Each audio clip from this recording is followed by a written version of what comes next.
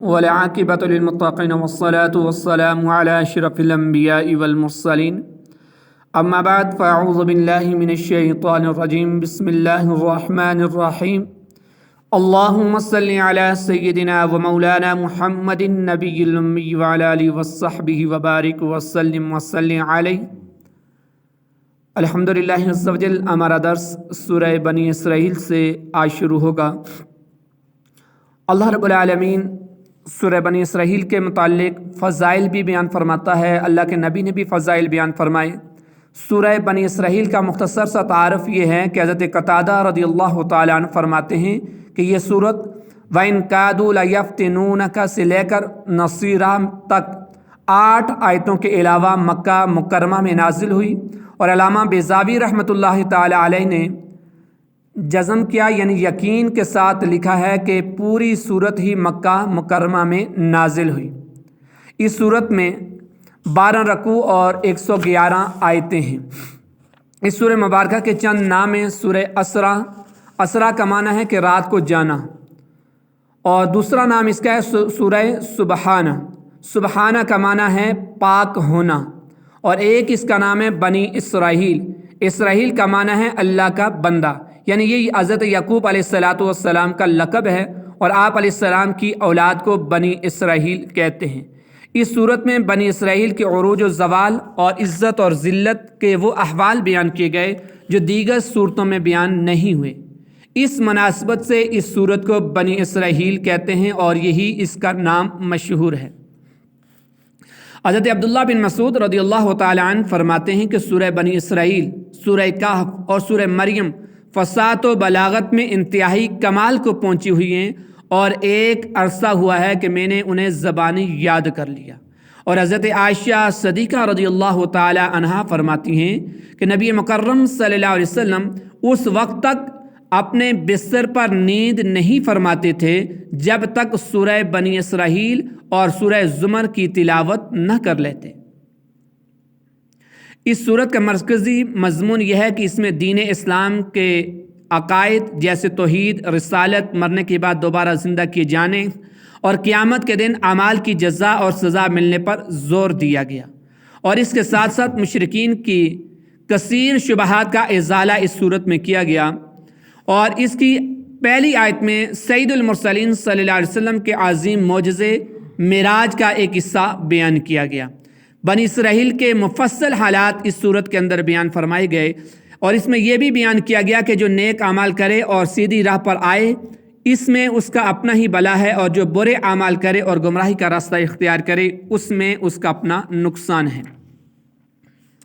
اور اس صورت کے اندر قرآن پاک کے نازل کرنے کے مقاصد، حضرت آدم علیہ السلام اور فرشتوں کا انہیں سجدہ کرنے کا واقعہ، اور قرآن پاک کے بے مثل ہونے کو بیان فرمایا گیا، اور حضرت موسیٰ علیہ السلام اور فرعون کے واقعے کا کچھ حصہ اس صورت میں بھی بیان فرمایا گیا، اور قرآن پاک کو تھوڑا تھوڑا کر کے نازل کرنے کی حکمت بیان فرمائی گئی۔ تو ہم اس کا آغاز کرتے ہیں۔ بسم اللہ الرحمن الرحیم، اللہ کے نام سے شروع جو بڑا مہربان نہایت رحم والا ہے۔ سبحان الذی اسری بعبدہ لیلا من المسجد الحرام الی المسجد الاقصی الذی بارکنا حولہ لنریہ من آیاتنا انہ هو السمیع البصیر۔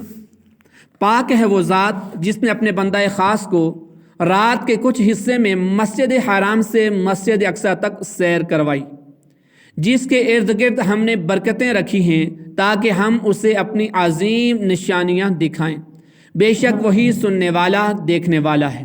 سبحانہ، پاک ہے، اس کا معنی یہ ہے کہ اللہ تبارک و تعالیٰ کی ذات ہر عیب و نقص سے پاک ہے۔ حضرت طلحہ بن عبید اللہ رضی اللہ تعالیٰ عنہ فرماتے ہیں میں نے نبی مکرم صلی اللہ علیہ وسلم سے سبحان اللہ کی تفسیر کے بارے میں دریافت کیا، تو آپ صلی اللہ علیہ وسلم نے ارشاد فرمایا ہر بری چیز سے اللہ تعالیٰ کی پاکی بیان کرنا ہے۔ اس آیت کی ابتدا میں لفظ سبحان کا ذکر ہوا، تو حضرت ابو ہریرہ رضی اللہ تعالیٰ عنہ سے روایت ہے کہ رسول اللہ صلی اللہ علیہ وسلم نے ارشاد فرمایا جس نے ایک دن میں 100 مرتبہ سبحان اللہ و بحمدہ پڑھا تو اس کے گناہ مٹا دیے جائیں گے، اگرچہ اس کے گناہ سمندر کی جاگ کی مثل ہوں، یہ بخاری شریف کی حدیث مبارکہ ہے۔ اور ترمذی شریف کی حدیث مبارکہ ہے کہ حضرت جابر رضی اللہ تعالی عنہ سے روایت ہے، نبی مکرم صلی اللہ علیہ وسلم نے ارشاد فرمایا، جس نے سبحان اللہ العظیم و بحمدہ کہا تو اس کے لیے جنت میں ایک درخت اگایا جاتا ہے۔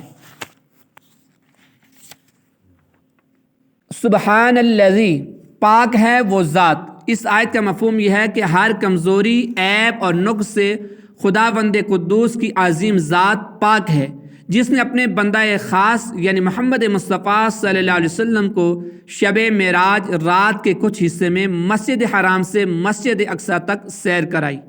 حالانکہ مسجد اقصیٰ مکہ مکرمہ سے 3 دن سے زیادہ مسافت پر ہے۔ وہ مسجد اقصیٰ جس کے ارد گرد ہم نے دینی اور دنیاوی برکتیں رکھی ہیں، اور سیر کرانے کی حکمت یہ تھی کہ اللہ تعالیٰ اپنے حبیب علیہ السلام کو اپنی عظمت اور قدرت کی عظیم نشانیاں دکھانا چاہتا تھا۔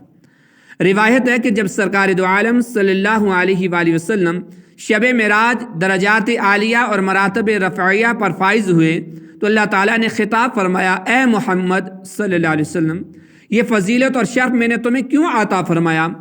تو حضور اقدس صلی اللہ علیہ وسلم نے عرض کی، اس لیے کہ تو نے مجھے عبدیت کے ساتھ اپنی طرف منسوب فرمایا۔ اس پر یہ آیت کریمہ نازل ہوئی، اسریٰ بعبدہ، اپنے بندے کو سیر کرائی۔ آیت کے اس حصے میں نبی مکرم صلی اللہ علیہ وسلم کی معراج کا تذکرہ ہے۔ معراج نبی مکرم صلی اللہ علیہ وسلم کا ایک جلیل معجزہ ہے اور اللہ تعالیٰ کی عظیم نعمت ہے، اور اس سے حضور علیہ الصلاۃ والسلام کا وہ کمال قرب ظاہر ہوتا ہے جو مخلوق الہی میں آپ علیہ الصلاۃ والسلام کے سوا کسی کو میسر نہیں۔ نبوت کے 12ویں سال سید المرسلین صلی اللہ علیہ وسلم معراج سے نوازے گئے۔ مکہ مکرمہ سے حضور علیہ الصلاۃ والسلام کا بیت المقدس تک رات کے چھوٹے سے حصے میں تشریف لے جانا نص قرآنی سے ثابت ہے، اس کا منکر کافر ہے، اور آسمانوں کی سیر اور منازل قرب میں پہنچانا احادیث صحیحہ سے ثابت ہے جو حد تواتر کے قریب پہنچ گئی، اور اس کا جو منکر ہوگا وہ گمراہ ہے۔ اور یہ بھی یاد رکھیے گا کہ معراج بحالت بیداری جسم اور روح دونوں کے ساتھ واقع ہوئی۔ یہی جمہور اہل اسلام کا عقیدہ ہے، اور اصحاب رسول صلی اللہ علیہ وسلم کی کثیر جماعتیں اور حضور علیہ الصلاۃ والسلام کے جلیل القدر صحابہ کرام رضی اللہ تعالی عنہم اسی کے معتقد ہیں۔ سفر معراج کا خلاصہ یہ ہے کہ معراج اگر ہم دیکھیں تو سینکڑوں احادیث طیبہ معراج کے حوالے سے ہمیں ملتی ہیں، اور ان کا اگر مختصر سا خلاصہ سمری بیان کی جائے تو وہ یہ ہے کہ معراج کی رات حضرت جبرائیل علیہ الصلاۃ والسلام بارگاہ رسالت مآب میں حاضر ہوئے۔ آپ علیہ السلام کو معراج کی خوشخبری سنائی، اور آپ علیہ السلام کا مقدس سینہ کھول کر اسے آب زمزم سے دھویا، پھر اسے حکمت اور ایمان سے بھر دیا۔ اس کے بعد تاجدار مآب صلی اللہ علیہ وسلم کی بارگاہ میں براق پیش کی، اور انتہائی اکرام اور احترام کے ساتھ اس پر سوار کر کے مسجد اقصیٰ کی طرف لے جایا گیا۔ بیت المقدس میں سید المرسلین صلی اللہ علیہ وسلم نے تمام انبیاء و مرسلین کی امامت فرمائی، پھر وہاں سے آسمانوں کی سیر کی طرف متوجہ ہوئے۔ حضرت جبرائیل امین علیہ السلام نے باری باری تمام آسمانوں کے دروازے کھلوائے۔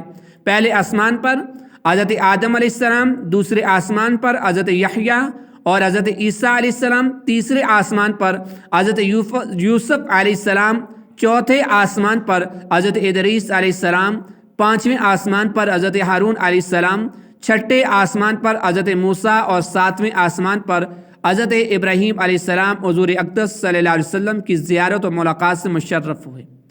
انہوں نے حضور علیہ الصلاۃ والسلام کی عزت اور تکریم کی اور تشریف آوری کی مبارکباد دی، حتیٰ کہ نبی مکرم صلی اللہ علیہ وسلم ایک آسمان سے دوسرے آسمان کی طرف سیر فرماتے اور وہاں کی عجائبات دیکھتے ہوئے تمام مقربین کی آخری منزل سدرۃ المنتہا تک پہنچے۔ اس جگہ سے آگے بڑھنے کی چونکہ کسی مقرب فرشتوں کو اجازت نہیں تھی، اس لیے حضرت جبرائیل امین علیہ السلام آگے ساتھ جانے سے معذرت کر کے وہیں رہ گئے۔ پھر مقام قرب خاص میں حضور علیہ الصلاۃ والسلام نے ترقیاں فرمائیں اور اس قرب اعلیٰ میں پہنچے کہ جس کے تصور تک مخلوق کے افکار و خیالات پر پرواز سے عاجز ہے۔ وہاں رسول اکرم صلی اللہ علیہ وسلم پر خاص رحمت و کرم ہوا اور آپ علیہ الصلاۃ والسلام انعامات الہیہ اور مخصوص نعمتوں سے سرفراز فرمائے گئے۔ زمین و آسمان کی بادشاہت اور ان سے افضل و برتر علوم پائے۔ امت کے لیے نمازیں فرض ہوئیں۔ نبی مکرم صلی اللہ علیہ وسلم نے بعض گناہ گاروں کی شفاعت فرمائی، جنت اور دوزخ کی سیر کی اور پھر دنیا میں اپنی جگہ واپس تشریف لے آئے۔ جب سرور عالم صلی اللہ علیہ وسلم نے اس واقعے کی خبر دی تو کفار نے اس پر بہت زیادہ وویلا کیا اور اللہ کے نبی علیہ الصلاۃ والسلام سے بیت المقدس کی عمارت کا حال اور ملک شام جانے والے قافلوں کی کیفیتیں دریافت کرنے لگ گئے۔ حضور علیہ الصلاۃ والسلام نے انہیں سب کچھ بتا دیا اور قافلوں کے جو احوال سید المرسلین نے بتائے تھے، قافلوں کے آنے پر ان کی تصدیق ہوئی۔ الی المسجد الاقصی، مسجد اقصی تک، سید المرسلین کو مسجد اقصی تک سیر کرانے میں ایک حکمت یہ ہے کہ تمام انبیاء و مرسلین پر آپ علیہ الصلاۃ والسلام کا شرف اور فضیلت ظاہر ہو جائے۔ الذی بارکنا حولہ، جس کے ارد گرد ہم نے برکتیں رکھیں۔ آیت کی اس حصے میں اللہ تعالیٰ نے مسجد اقصی کی شان بیان فرمائی کہ اس کے ارد گرد ہم نے برکتیں رکھی ہوئی ہیں، دینی بھی اور دنیاوی بھی۔ دینی برکتیں یہ کہ وہ سرزمین پاک، وحی کے اترنے کی جگہ اور انبیاء علیہ السلام کی عبادت گاہیں اور ان کی قیام گاہیں بنی اور ان کی عبادت کا قبلہ تھا۔